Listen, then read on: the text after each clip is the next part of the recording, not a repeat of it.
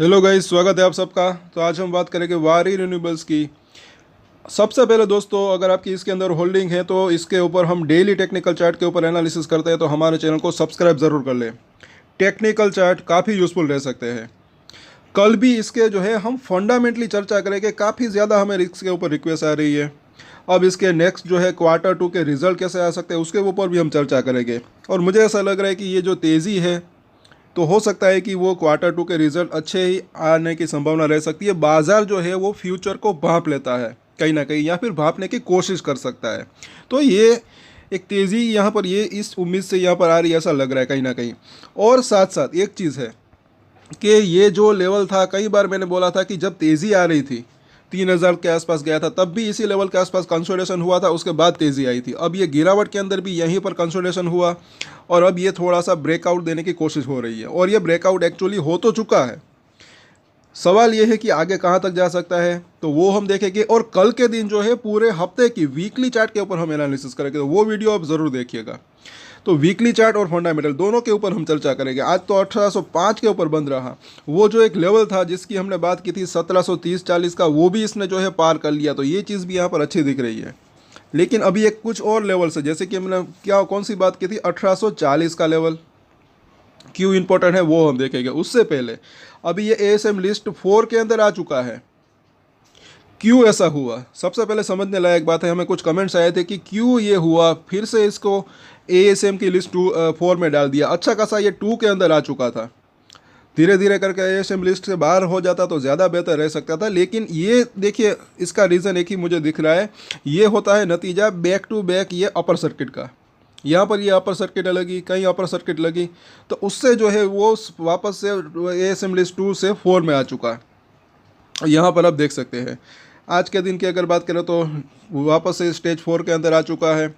तो क्या इससे घबराने की ज़रूरत है? मुझे ऐसा लग रहा है कि अभी फ़िलहाल घबराने की ज़रूरत यहाँ पर कम दिख रही है। और ये होता क्यों है कि जब वॉलेटिलिटी जो है वो बढ़ती है, तब जो है एएसएम लिस्ट के अंदर जो है इस तरीके से डाल देते हैं। अब ये वापस से वॉलेटिलिटी बढ़ी, यहाँ पर आप देखें, यहाँ से तेज़ी आई और अच्छा खासा यह भागा। और अब हालांकि आज के दिन अच्छी चीज़ एक और दिख रही है। अब तक की अगर बात करें तो आज भी इंट्राडे चालू था इसके अंदर। आगे ये होता है नहीं वो देखना बनता है, क्योंकि एएसएम की लिस्ट टेस्ट 4 के अंदर आ चुका है। लेकिन फिर भी आज के दिन इंट्राडे हो रहा था। 3,29,000 के आसपास की डिलीवरी उठी थी। आज भी ठीक ठाक डिलीवरी उठी है। और 15 मिनट का चार्ट जब हम इसका देखते हैं तो यहाँ पर जो है ये बीच बीच में ये अपर सर्किट लगता है, तो बार बीच बीच में ये बिक वाली भी आती है। यहाँ पर आई, यहाँ पर आई, यहाँ पर भी आई थी। तो जो सेलर्स है वो अभी भी एक्टिव है, ये भी ना भूले। लेकिन उसको एक मतलब कि बायस जो है वो भी अभी एक्टिव हो चुके हैं। जिसको हम के बेचना है वो बेच के निकल जाए। नए बायस यहाँ पर आ रहे हैं, ऐसा लग रहा है कहीं ना कहीं। तो ये चीज़ यहाँ थोड़ी बहुत अच्छी भी दिख रही है। लेकिन एक रजिस्टर्ड एरिया वो पास अब आ चुका है। शॉर्ट टर्म की बात करें तो यहाँ पर आप देखें, एक सिचुएशन अच्छी दिखी वीकली चार्ट के ऊपर। 5 और 9 वीक का मूविंग एवरेज, कई बार मैंने कहा है कि इसके ऊपर निकल जाए, वहाँ पर टिके तो अच्छा रह सकता है। आज इसके ऊपर टिका भी, वहाँ पर क्लोजिंग भी दी, क्योंकि आज हफ्ते का आखिरी दिन था। और इसका रीज़न यहाँ पर आप देख सकते हैं। जब ये 400-500 रुपये के आसपास था, यहाँ से जब भागना शुरू किया, तो ये दोनों ही लाइन 5 और 9 वीक का मूविंग एवरेज इसके ऊपर ही लगातार ये बना हुआ था। यहाँ पर इसके आसपास टच करता था, लेकिन क्लोजिंग इसके ऊपर जा जाती थी। इस वहाँ पर सपोर्ट लेने की कोशिश कर रहा था, लेकिन उसके बाद ये यहाँ पर जैसे ही गिरावट आई उसके नीचे बंद रहा। लगातार कंटिन्यू इसके नीचे ही रहता था। लेकिन आज वापस से इसके ऊपर आया तो स्ट्रेंथ वापस आई है। तो अब आने वाले हफ्ते में भी इसी दोनों ही लेवल के आसपास या फिर इसके ऊपर टिकने में कामयाब रहता है, तो वो स्ट्रेंथ वो वापस आ सकती है, तेज़ी वापस आ सकती है। और यहाँ पर अगर देखते हैं, अब ये दोनों ही लेवल जो है वो सपोर्ट का काम कर सकते हैं, क्योंकि पिछले कई हफ्तों से यहाँ पर आप देखें, कई हफ्तों से यहाँ से लेकर यहाँ तक बार बार ये रजिस्ट्रेशन का काम कर रहे थे। तो अब ये सपोर्ट एरिया बन सकता है, और इसके अंदर भी डेली और हफ्ते और अगले हफ्ते चेंजेस होते जो है हो सकते हैं। थोड़ा सा ये ऊपर जा सकते हैं।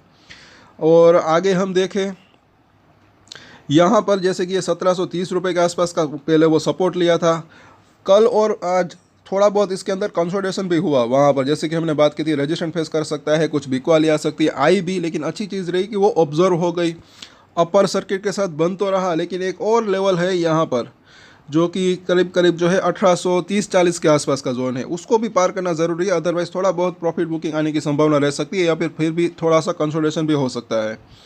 यहाँ पर ज़रा देखें वीकली चार्ट के ऊपर अगर बुलिंजर बैंक लगाया है तो वो इसकी जो मिडल लाइन है 1850 के ऊपर है। अब ये थोड़ी सी नीचे जा रही है, तो आने वाले हफ्ते में ये 1830 से 40 के आसपास हो सकती है। अब यहाँ पर इस लेवल के आसपास 20-30 रुपये ऊपर नीचे रख सकते हैं, लेकिन यहाँ पर ये डेफिनेटली मुझे ऐसा लग रहा है कि रजिस्टेंट फेस कर सकता है। और अगर मतलब कि नीचे में सपोर्ट की बात करें तो वो तो 1200 रुपये के आसपास यहाँ पर आ चुका है। अगले हफ्ते ये सपोर्ट और थोड़ा सा ऊपर खिसक सकता है। बड़े सपोर्ट की बात करें तो ये लेवल को जो है नज़र रख सकते हैं, इसको इग्नोर ना करें। मतलब कि यहाँ पर ये ज़रूरी नहीं है कि प्रॉफिट बुकिंग है, यहाँ प्रॉफिट बुकिंग भी आ सकती है या फिर कंसोलिडेशन हो सकता है। और ये भी ना भूले कि ये नीचे से अच्छा खासा भागा भी है पिछले कुछ ही दिनों के अंदर। शॉर्ट टर्म की बात करें तो थोड़ी बहुत मुनाफा वसूली भी आने की संभावना रह सकती है। अब यहाँ पर अगर देखते हैं डेली चार्ट के ऊपर बुलिंजर बैंक, तो आज के दिन क्या हुआ, ये जो है बुलिंजर बैंक के बिल्कुल ही बाहर निकल चुका है। इसकी ऊपरी लाइन 1727 है, आज का लो भी उससे ऊपर है। और ऐसी सिचुएशन ज़्यादा दिन तक नहीं रह सकती ऐसा मुझे लग रहा है। इसी वजह से ऐसा लग रहा है कि सोमवार को थोड़ा बहुत कंसोलिडेशन हो सकता है, सोमवार को हो या मंगलवार को। हालांकि ये इसकी जो ऊपरी लाइन है वो और ऊपर जा रही है, लेकिन भाव जो है इसके अंदर आ सकता है इस तरीके से।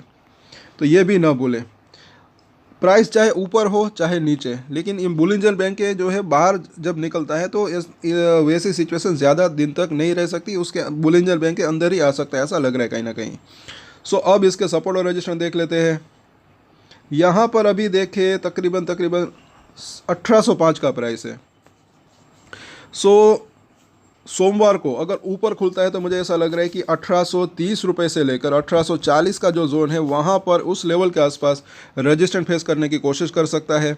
बिकवाली का दबाव देखने को मिल सकता है, लेकिन ये लेवल अगर पार होता है तो फिर 1860 रुपये तक भी जाने की संभावना रह सकती है। और अगर इस लेवल को होल्ड नहीं कर पाता तो नीचे में जो है पहला इसका सपोर्ट एरिया 1780 से लेकर 1750 का जोन एक हो सकता है।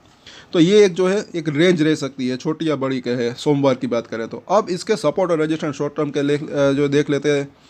यहाँ पर अभी जो सपोर्ट दिख रहा है, जैसे कि हमने बात की पहले, तो 1750 के आसपास का जोन, उसके नीचे 1680, और उसके नीचे जो है अभी की अगर बात करें तो 1620 रुपये के आसपास का जोन। तो ये इसके शॉर्ट टर्म के सपोर्ट दिख रहे हैं। रजिस्ट्रेशन की बात करें तो पहला रजिस्ट्रेशन इसका, जैसे कि हमने बात की 1840 से लेकर 1860 का लेवल, ये लेवल अगर पार होता है उसके बाद जो है 1920 और उसके बाद जो है 2000 के लेवल तक जाने की इसकी संभावना रह सकती है। तो इन सभी सपोर्ट और रजिस्ट्रेशन के ऊपर नज़र रख सकते हैं। और ये 2000 पार होता है तो उसके बाद तो और भी अच्छी तेज़ी की संभावना रह सकती है। और ये हम बात कर रहे हैं शॉर्ट टर्म की। और डेली जब हम चार्ट के ऊपर चर्चा करते हैं तो वो जो है सपोर्ट और रजिस्ट्रेशन का आइडिया वो जो है वो मिल सकता है। तो सब्सक्राइब ज़रूर कर लें अगर आप नए हैं इस चैनल के ऊपर। और लॉन्ग टर्म की बात करें तो एक अच्छी तेज़ी की संभावना रह सकती है, लेकिन ये शॉर्ट टर्म में वॉलेटिलिटी रह सकती है, क्योंकि ये रेजिस्टेंट के पास पहुंचा है तो थोड़ा बहुत मुनाफा वसूली की या फिर कंसोलिडेशन की संभावना रह सकती है।